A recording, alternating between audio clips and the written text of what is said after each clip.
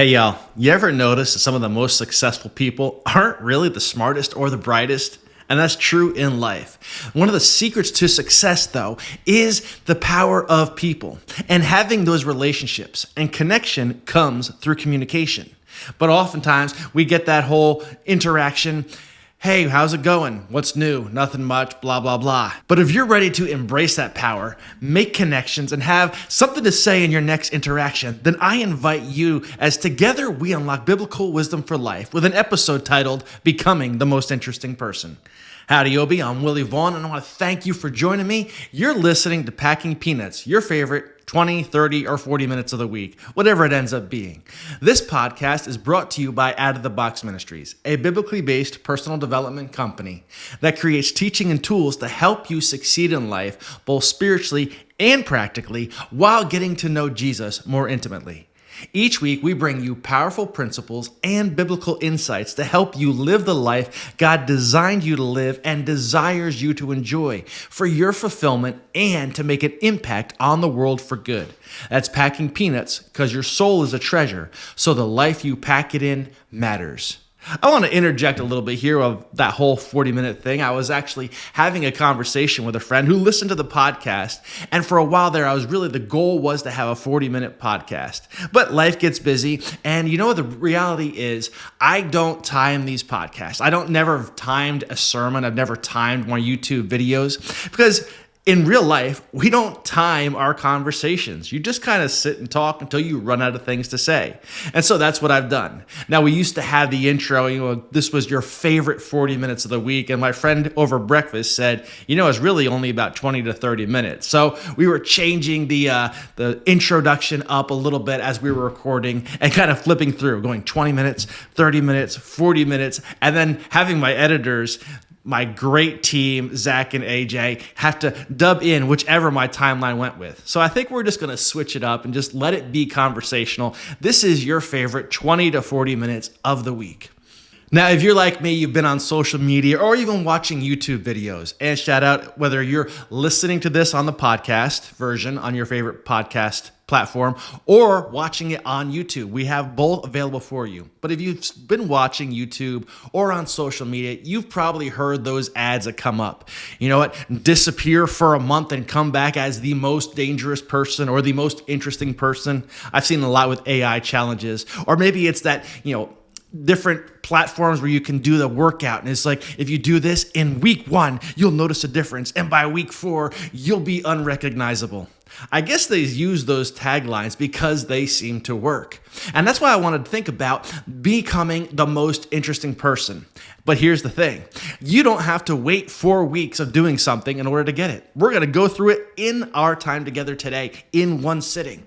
And the Bible has a lot to say about interactions with people. I love what it says in the Gospel of Luke, where Jesus gives the parable of the shrewd servant or the shrewd manager. And he says at the end, I think it's Luke 5:16, use worldly wealth to build relationships or to invest in people so that you will have eternal riches or some place to stay eternally. In other words, having those relationships is the most powerful thing you could do. But how do we gain those relationships? It's really through communication and having something to say. And a lot of times we get so caught up and we don't even know what to say. But I believe if you want to be the most interesting person and have something to say and be ready with something to say, there's a few keys in Scripture that we're going to talk about. So in our time together today, we're going to talk about seeking to serve, seeing, and simmering. I also have 2 more, but you're going to have to listen to the whole conversation in order to get the whole recipe. But before we get into that, let's have a little fun. Every week I do one of the dad jokes I love to start off with. And I don't just do them on the podcast. I always just share them over dinner. The other day, my wife says, listen, these dad jokes have to stop. They're getting a bit too much. And I'm like, what are you talking about? And she's like, I think you're almost getting addicted. They need to stop. I'm like, how do you expect me to do that? And she says, whatever means necessary. I thought for a second, looked right at her and said, no, it doesn't. Whatever doesn't mean that at all. This week's shout out goes out to a good friend who I got to have dinner with and spend some time with in her living room the other day, Carrie. Carrie, God bless you. We are praying for your healing. And I want to put a shout out to all my Obies who are out there, Out of the Box family, please pray for my friend Carrie. She just needs some prayer with healing. But Carrie, it was great spending time with you and your friends. And I want to switch up. Instead of this week doing an unsponsor, let you know that this podcast, as always, is sponsored by Out of the Box Ministries. And our latest offer is the Campfire Clarity Challenge. And I think it's so powerful, especially getting into 2026.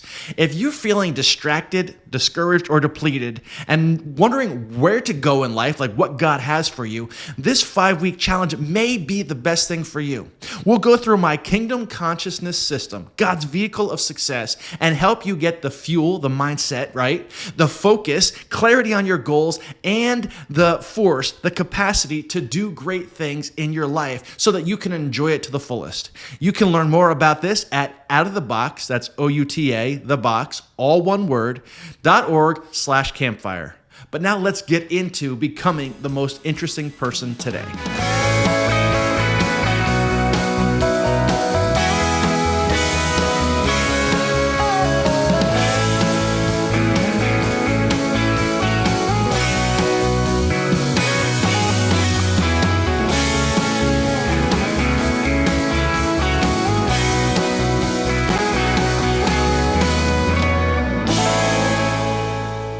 So, like I said, we have a couple different ingredients in becoming the most interesting person. If you know me, you know I love to bake. I also love making breakfast. In fact, again, this morning I had my favorite crepes for breakfast. But every recipe, you got to work it in with all the ingredients. So today we're going to go with the ingredients of study, simmer, see, serve, and shut up. And they're all important. Now, study. I was thinking about this actually over the past couple days when I've been going to work. I have about an hour and a half drive. And I was listening to podcasts and I got kind of just bored with it. You can only listen to so many, and after a while, you just need to step back from it. I was listening to music for a little while. I love the Christmas songs, but again, you can't listen to nonstop Christmas music, especially the people, I love you, but I don't understand you, who start decorating for Christmas or listening to Christmas music right after Halloween. That's too much. My own personal rule is the day after Thanksgiving officially starts the Christmas season. But, music is good. You got to listen to it, but sometimes you just got to sit and think. So I've been taking that time and just, recording my own thoughts. I got my old phone out. I do some voice recording.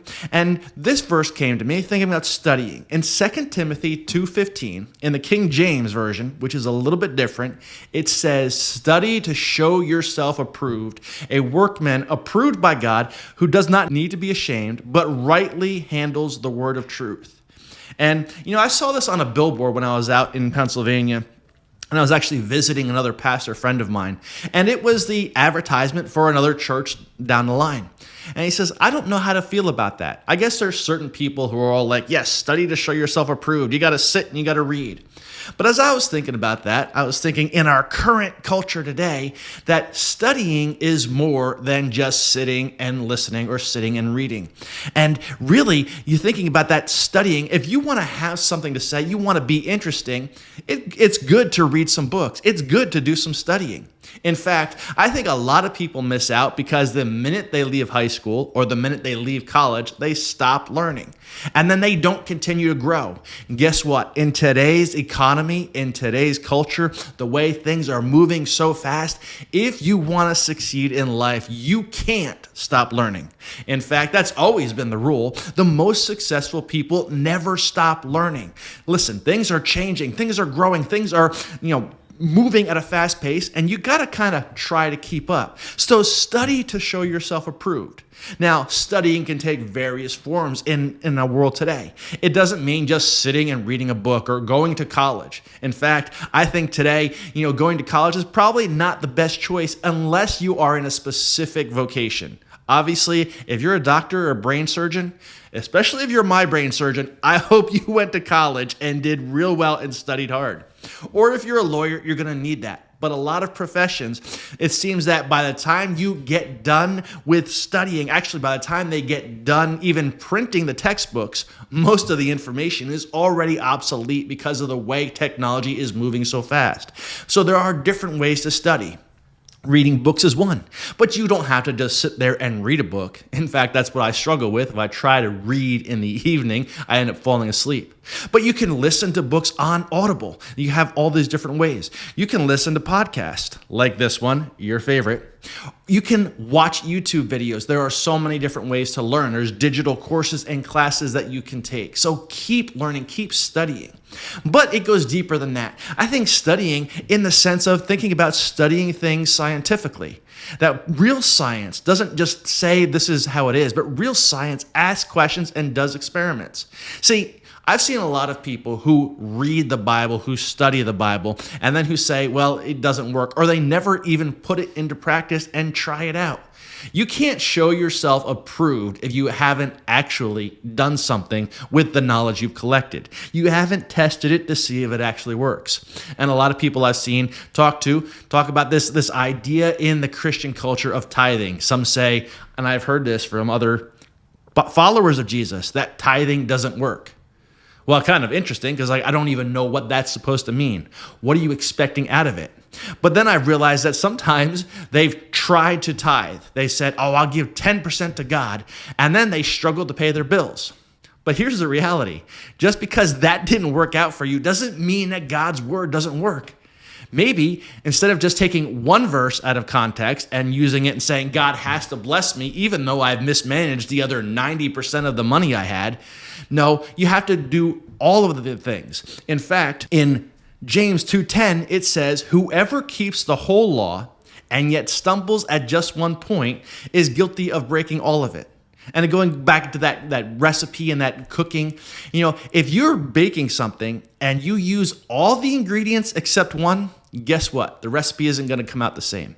The Bible has a lot to say about a lot of different things. And if you're just going to go off of one verse and try to apply it and then never ask, I wonder why it didn't work, and never really dig in and study to see how it's supposed to work together, how the different ingredients, the different passages, the different scriptures all work together, you're not really going to have the experience and the wisdom and discernment to show that you're approved and you're a workman who doesn't have to be ashamed. And that doesn't work in the Bible. That works everywhere. A lot of people will say, oh, I tried that and it doesn't work.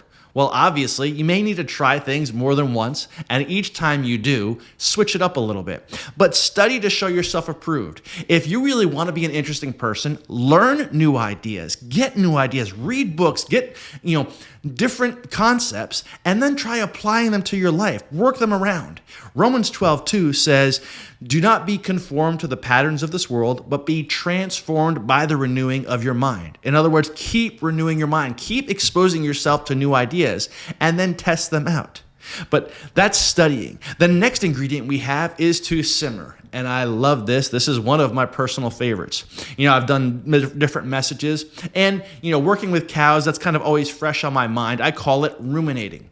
Once you've studied, once you've gotten some ideas, once you've exposed yourself to different principles, kind of take it in and think about it. A lot of times we can be quick to regurgitate and not ruminate. And there's a big difference between regurgitation and rumination. So a lot of people out there, they've heard this idea or this catchy phrase and they just repeated it wanting to sound smart. But instead of sounding smart, they didn't sound interesting. They sounded stupid. In Proverbs 18:17, it says, the one who states his case first seems right until someone else comes along to cross-examine them. So this is where you need to simmer. You take the idea in, but then ruminate on it. Kind of think about it. Meditate on it. You really get a different idea. Because sometimes things that sound really good, things that sound really smart, just don't work in the real world. You can have all these ideas, but you really need to stop and think about it and meditate on them.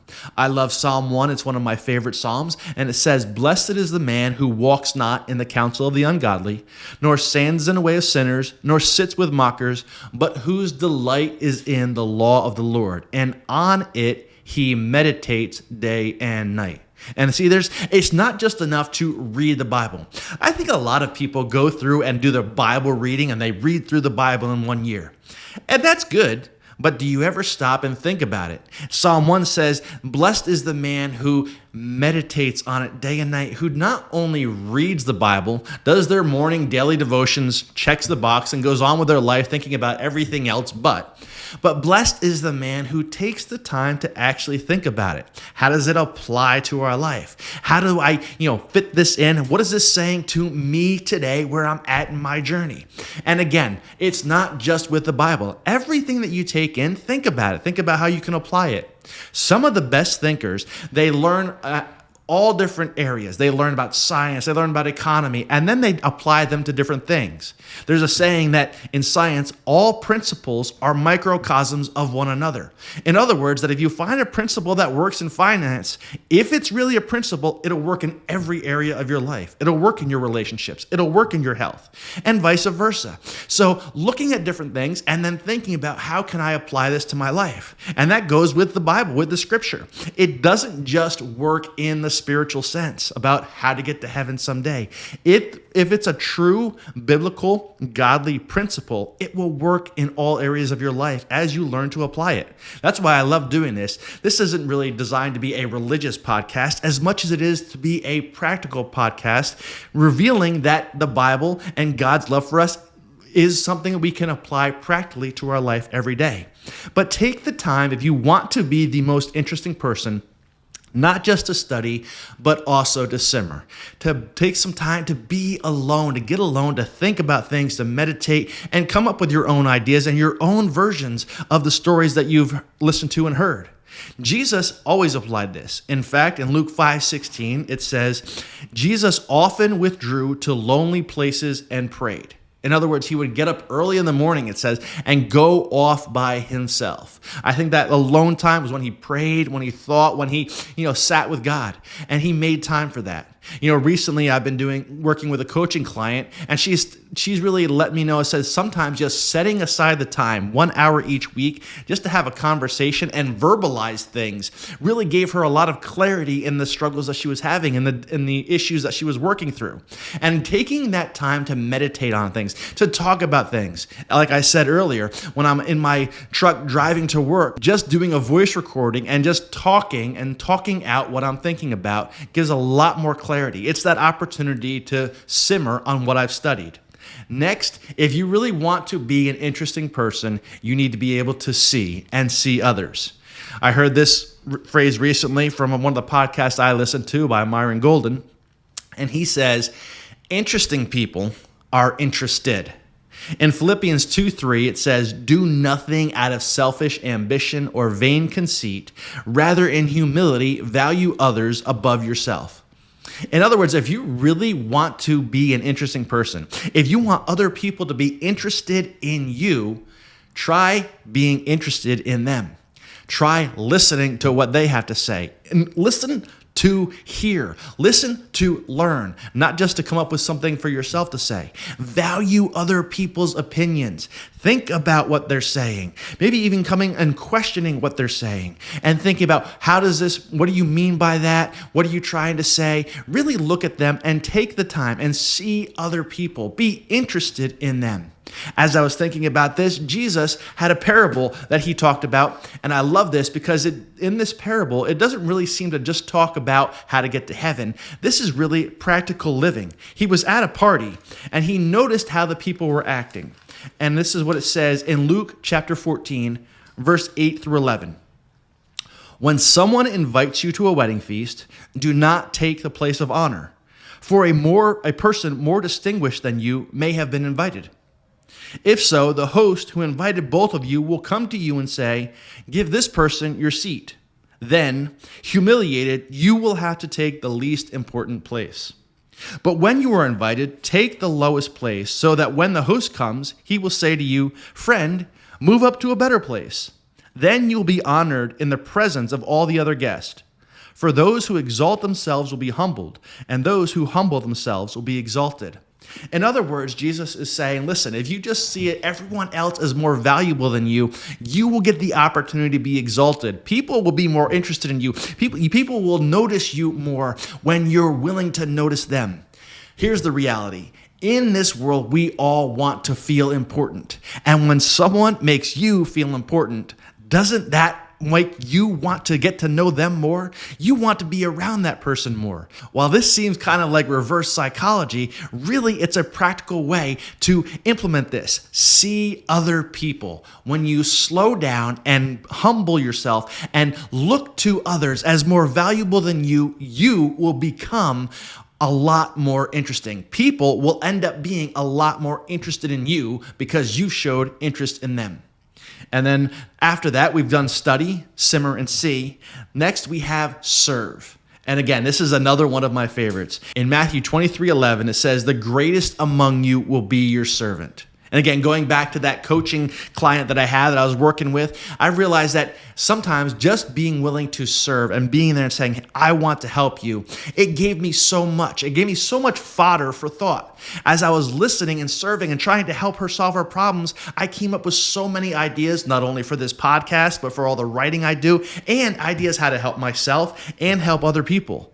In actuality, as I was challenging this client, I had to stop and sit back and say, if I'm going to challenge them to do this, I better challenge myself as well. And so it's that give and take of service. If you want to become great, if you want to become interesting, look for ways to help other people. Look for ways to serve. Become a servant. The greatest among you will be your servant. Jesus, who was not probably, we can keep that in. No, not probably, but actually the most interesting person in all of history, the most influential person, the most powerful, the most impactful person. And here's what he said about himself in Matthew 20, verse 28. "Just as the Son of Man did not come to be served, but to serve and give his life as a ransom for many." In other words, he says, I am the Son of God, and I didn't come to be served, but I came to serve others. Jesus lived his entire life in service. And that's one of the things that makes him the most influential, the most interesting person. There are people who may not be followers of Jesus. I realized this recently. I've known a lot of people who admire Jesus, but don't emulate him. In other words, they think he was a great teacher. He had a lot of good ideas, but they aren't actively pursuing trying to become like him. I believe that's one of the differentiators of someone who's a believer and a follower of Jesus. Someone who's really a true Christian is someone who not only believes that Jesus died on the cross, but who wants so much to become more and more like him that they're willing to pursue and study him. They're willing to try to, invite him into their life. They've made him Lord. And so they're not just admiring, but they're also emulating. And I think people who are doing that, who want to serve and emulate Jesus in that way, are going to become the most interesting. Because again, it gives you all these ideas that wouldn't come if you were only thinking about yourself. And again, think about the people that you interact with. The kind of people who only want to talk about themselves. Do you find them interesting? But the people who are always thinking about you, how to make your life better, those are the ones you're most interested in. So we've gone through study, we've gone through simmer, see, and serve. And the last one, this may be the most powerful ingredient in becoming an interesting person. And it's simply this: shut up. In James 1:19, it says, "My dear brothers and sisters, take this to note. Each of you should be quick to listen, slow to speak, and slow to become angry." I've been meditating on this, and I've often been accused of being slow to speak. In fact, that's probably one of the best things that you can do. How often have you jumped to answer a question before even realizing what the question was? Well, maybe you don't do that, but you know someone who does. Or you've let something slip out before you actually thought about it, and you ended up putting your foot in your mouth. I think we could all do better if we were slow to speak. But at the same time, I love that first part. Be quick to listen. Is that your natural tendency? I gotta admit, it's not always mine. Sometimes my brain is going so fast that I'm hearing my thoughts, but I'm not quick to listen to other people. But make it your ambition to be quick to listen. In other words, stop and say, you know what? I'm not gonna say anything right now. Instead, I'm gonna listen. And here's the thing. When you are quick to listen, when you slow down your speech, it gives yourself time to actually think of something to say. When you listen to other people, you take their thoughts, their words, and can weave them into the conversation you bring back to them. And people often are most interested in themselves. So when you're repeating somebody else's words, they're going to be interested in you. So be quick to listen, slow to speak. And in other words, shut up, take a breath. I've often done this for myself. There are times that I'm very quiet and I'm in a group of people and I don't know them all. I usually am quiet. But I've noticed sometimes when I get around people, especially when I've spent a lot of time alone, and I get around friends or family, I just want to talk and share all the stories. And I'll hear this voice in the back of my head. Maybe it's the Holy Spirit saying, hey, you can shut up for a little bit and let somebody else talk. Let somebody else have the conversation. And I've realized, yes, it doesn't all have to be about me. While I do love speaking, I do love sharing, I also have to make sure there's a balance. We need to make sure there's a balance, that we're slow to speak and quick to listen. And giving other people the opportunity to say something that we can then utilize and keep the conversation going. Remember, conversation isn't what I'm doing right now. This, I know, is a monologue. This is me kind of preaching at you, speaking at you, because you're not in the room. You can't hear. You can't say something to add to the conversation.